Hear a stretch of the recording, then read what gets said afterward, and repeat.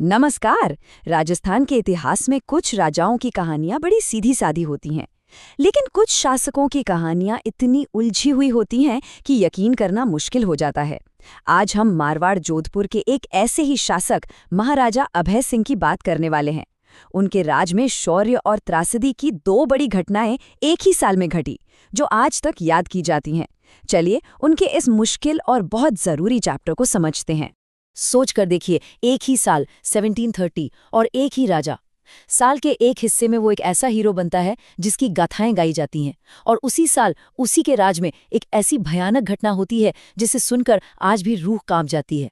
मतलब एक ही साल में हीरो और विलन। यही तो वो पहेली है जो महाराजा अभय सिंह के दौर को इतना इतना दिलचस्प बना देती है। एक तरफ अहमदाबाद की जबरदस्त जीत और दूसरी तरफ खेजड़ली का दिल दहला देने वाला हत्याकांड। तो आज हम क्या क्या देखने वाले हैं। सबसे पहले जानेंगे कि महाराजा अभय सिंह थे कौन, फिर उनकी जबरदस्त अहमदाबाद जीत की कहानी सुनेंगे, और उसके ठीक बाद खेजड़ली हत्याकांड की उस दर्दनाक दास्तान को समझेंगे। इसके अलावा उनके दौर की और भी राजनीतिक घटनाएं, आर्ट और लिटरेचर में उनका क्या योगदान रहा, और हाँ, सबसे जरूरी, एग्जाम के लिए एक फटाफट रिवीजन भी करेंगे। तो चलिए बिना देर किए शुरू करते हैं। तो चलिए सबसे पहले बात करते हैं महाराजा अभय सिंह के परिचय की। तो महाराजा अभय सिंह कौन थे? वो थे मारवाड़, जिसे हम आज जोधपुर के नाम से जानते हैं, वहां के राठौर शासक। उन्होंने गद्दी संभाली थी अपने पिता महाराजा अजीत सिंह के बाद साल 1724 में, और फिर 1749 तक, मतलब करीब करीब 25 साल तक उन्होंने राज किया। और ये 25 साल, यकीन मानिए, मारवाड़ के इतिहास के लिए बहुत ही उथल पुथल भरे और महत्वपूर्ण साल थे। तो अब आते हैं कहानी के उस हिस्से पर जिसने अभय सिंह को एक हीरो बनाया, एक महान योद्धा के तौर पर उनकी पहचान बनाई। और ये कहानी है उनकी सबसे बड़ी, सबसे शानदार मिलिट्री जीत की, अहमदाबाद की जंग। एक ऐसी जीत जिसने सिर्फ मारवाड़ में ही नहीं बल्कि पूरे मुगल एम्पायर में उनका नाम रोशन कर दिया। अब देखिए उस वक्त हो क्या रहा था। दिल्ली में जो मुगल सल्तनत थी वो धीरे धीरे कमजोर हो रही थी, और जैसे ही सेंटर कमजोर होता है, जो सूबेदार होते हैं वो सिर उठाने लगते हैं। ऐसा ही एक सूबेदार था गुजरात का, नाम था सरबुलंद खां। उसने बगावत कर दी। अब दिल्ली में बैठे बादशाह मोहम्मद शाह, जिन्हें रंगीला भी कहते थे, वो परेशान। तो उन्होंने ये मुश्किल काम सौंपा मारवाड़ के महाराजा अभय सिंह को। ये एक तरह से अभय सिंह के लिए एक बहुत बड़ा टेस्ट था, और सिर्फ उनके लिए ही नहीं, ये इस बात का भी सबूत था कि अब मुगलों को भी मारवाड़ जैसी ताकतों की जरूरत पड़ने लगी थी। और अभय सिंह ने इस मौके को हाथ से जाने नहीं दिया। साल 1730, अहमदाबाद का मैदान, एक तरफ महाराजा अभय सिंह और उनके भाई बख्त सिंह की फौज, तो दूसरी तरफ सरबुलंद खां। बहुत भयंकर लड़ाई हुई, कहते हैं 3 दिन तक चली थी, और नतीजा महाराजा अभय सिंह की एक जबरदस्त शानदार जीत। आप अंदाजा लगाइए, सरबुलंद खां के करीब 4,500 सैनिक मारे गए। हाँ, राठौड़ सेना को भी नुकसान हुआ, 120 सरदार शहीद हुए, 700 घायल भी हुए, लेकिन आखिर में जीत उनकी हुई। सरबुलंद खां को घुटने टेकने पड़े, उसे सरेंडर करना पड़ा। इस जीत का असर क्या हुआ? अरे बहुत बड़ा। अभय सिंह रातों रात उस दौर के सबसे बड़े वॉरियर्स में गिने जाने लगे। दिल्ली के मुगल दरबार में उनकी इज्जत, उनका रुतबा सब कई गुना बढ़ गया। ये जीत इतनी बड़ी थी, इतनी आइकॉनिक थी कि उनके दरबार के कवियों ने इस पर पूरी पूरी किताबें लिख दी। कर्णीदान ने लिखा सूरज प्रकाश, और वीरभान ने लिखा राजरूपक। ये दोनों किताबें इसी जंग की कहानी कहती हैं। तो ये था 1730 का वो हिस्सा जिसने अभय सिंह को बना दिया द हीरो। और अब चलते हैं उसी साल 1730 के दूसरे चेहरे की तरफ।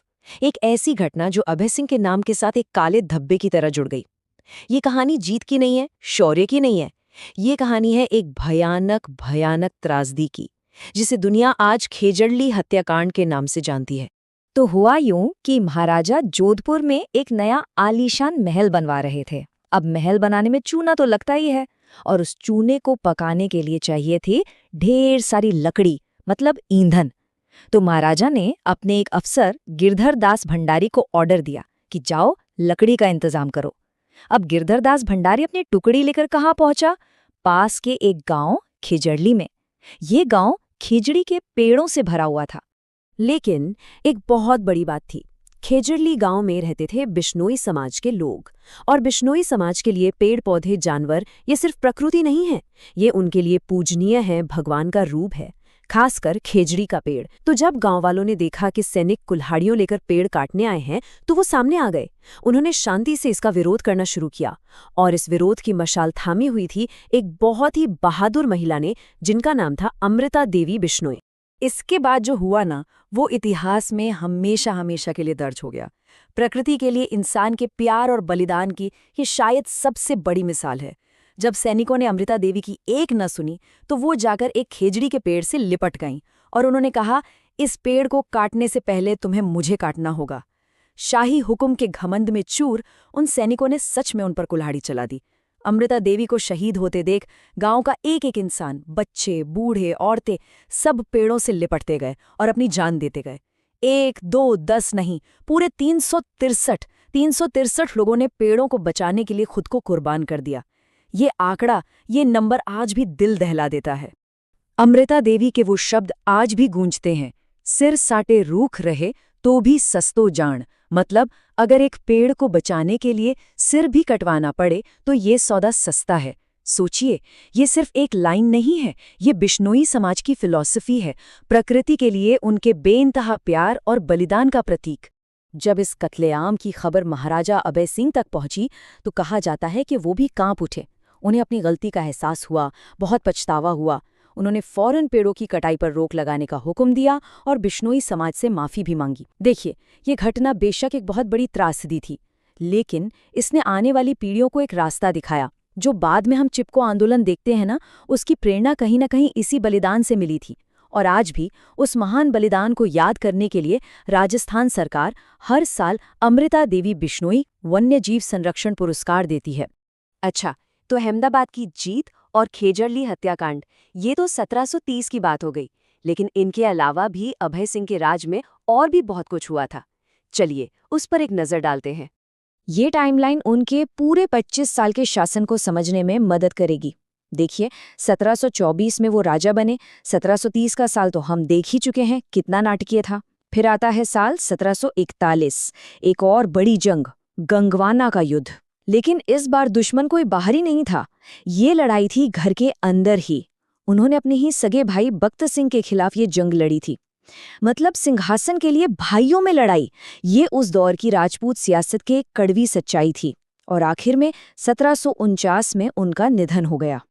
चलिए, अब लड़ाई झगड़े और राजनीति से थोड़ा हटकर बात करते हैं, क्योंकि अभय सिंह सिर्फ एक योद्धा ही नहीं थे, वो कला और साहित्य के भी बड़े कद्रदान थे।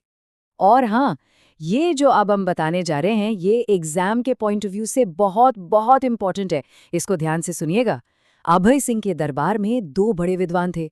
पहले कर्णीदान, जिनकी किताब है सूरज प्रकाश, और दूसरे वीरभान, जिनकी किताब है राजरूपक। ये सिर्फ कविता की किताबें नहीं है दोस्तों, ये अहमदाबाद की लड़ाई का आंखों देखा हाल है, एक तरह से हिस्टोरिकल डॉक्यूमेंट्स हैं। और एक और बात जो पूछी जाती है, दोनों किताबें किस भाषा में है? तो याद रखिएगा, डिंगल भाषा में। लिखने पढ़ने के अलावा पेंटिंग का भी उन्हें बहुत शौक था। उनके दरबार में एक बहुत फेमस पेंटर थे जिनका नाम था डालचंद। डालचंद ने एक पेंटिंग बनाई थी जो आज भी बहुत मशहूर है। उसमें महाराजा अभय सिंह डांस का प्रोग्राम देख रहे हैं।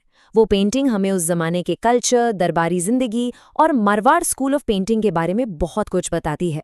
तो चलिए, अब तक हमने जो कुछ भी पढ़ा उसका एक क्विक रिवीजन हो जाए।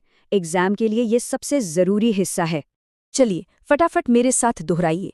शासनकाल 1724 से 1749, 2 बड़ी लड़ाइयाँ, अहमदाबाद की 1730 में और गंगवाना की 1741 में। सबसे बड़ी, सबसे दुखद घटना खेजड़ली हत्याकांड 1730।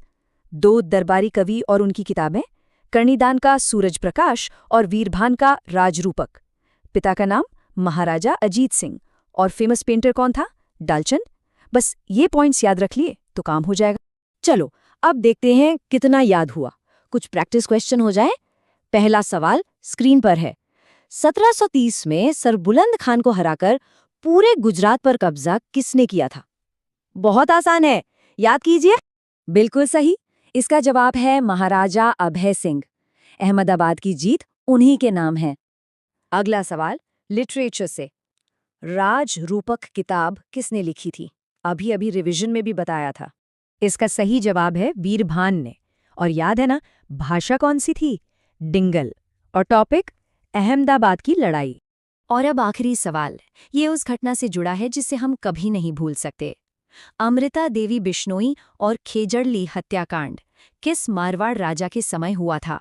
जी हाँ, इसका जवाब भी है महाराजा अभय सिंह। साल था 1730। तो ये थी महाराजा अभय सिंह की कहानी।